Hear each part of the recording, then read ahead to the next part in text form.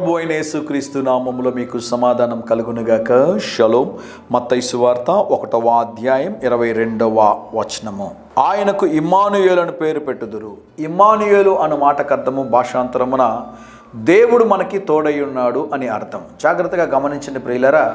Israel దేశం గడిచినటువంటి 2023 October 7వ తేదీ నుండి నేటి వరకు ఆ ప్రాంతంలో ఉన్నటువంటి ముగ్గురుతో యుద్ధం చేస్తూ ఉన్నారు. ప్రాముఖ్యంగా పాలస్తీనాలో ఉన్నటువంటి హమాస్ అనే తీవ్రవాద సంస్థ, పక్కనే ఉన్నటువంటి యెమెన్ అనే దేశంలో హౌతీ అనే తీవ్రవాద సంస్థలు, లెబనాన్ దేశంలో ఉన్నటువంటి హిజ్బుల్లా అనేటటువంటి ఒక తీవ్రవాద సంస్థ, ఆ వాటితో పాటు సిరియా, ఇరాన్, ప్రాముఖ్యంగా ఇరాన్తో పాటు మరికొన్ని దేశాలు ఆ ఇజ్రాయెల్ దేశాన్ని నాశనం చేయాలి, పాడు చేయాలి అని పనిగట్టుకుని రోజు మిసైల్స్ని వేస్తూ ఉన్నారు, భయంకరమైనటువంటి కార్యాలు చేస్తూ ఉన్నారు. అయితే దేవుడు దానికి తోడై ఉన్నాడు కనుక ఇజ్రాయెల్ దేశాన్ని ఎవరూ నాశనం చేయలేకపోతున్నారు. దేవుని నామానికి స్తోత్రం కలుగునుగాక.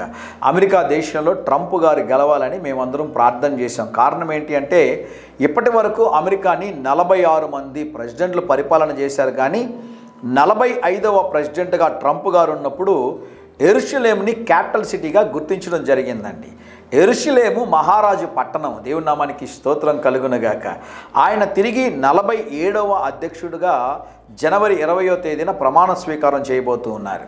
గమనించండి ప్రియులరా, ఇజ్రాయెల్ దేశాన్ని కాపాడేటటువంటి నాయకుల్ని దేవుడు ఎన్నుకుంటా ఉన్నాడు.